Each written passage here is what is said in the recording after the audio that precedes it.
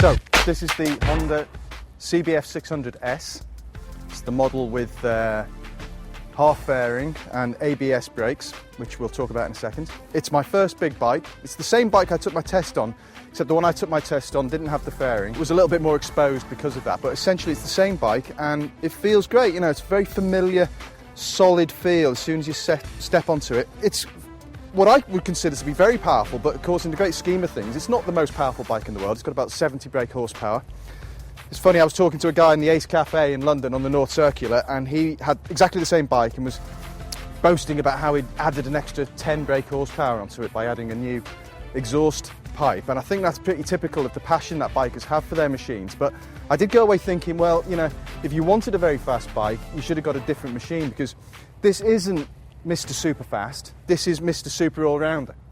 It's got 3 seating positions, which means that it can accommodate a tall bloke like me, 6 foot something, or if you're a bit of a short arse, you can adjust the seat as well and make it very comfortable.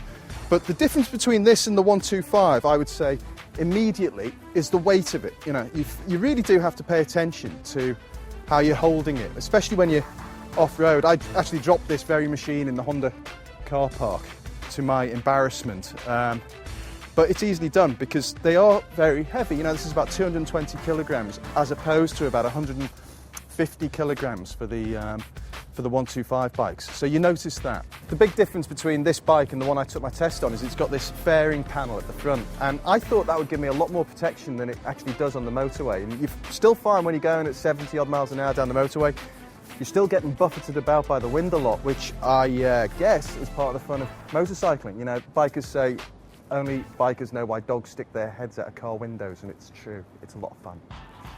ABS, I think if you're a new biker, I would really recommend, if you could afford the little bit extra it costs, to get ABS. Essentially what it means, you can pull that front brake lever as hard as you like in an emergency situation, and the brakes are not going to lock up, you're not going to go into a skid. So I think while you're still getting to grip with the power of a big bike and its ability to stop at short distance, ABS is a real bonus in that situation. What else? It's about £5,200, which means it's relatively cheap. It's really well built. Everyone bores on about Honda build quality. It's the first thing anybody ever says about a Honda, but it's true. You know, it feels like a Mercedes-Benz, I suppose, in terms of car analogies. It's just a joy to ride, you know, it's really nice. It's very forgiving. It doesn't throw you off balance at all. It's full of power.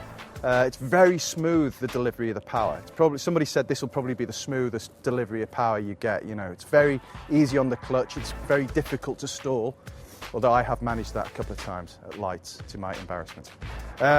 It's a nice bike. I would recommend it. I would recommend it if this is your first machine, definitely.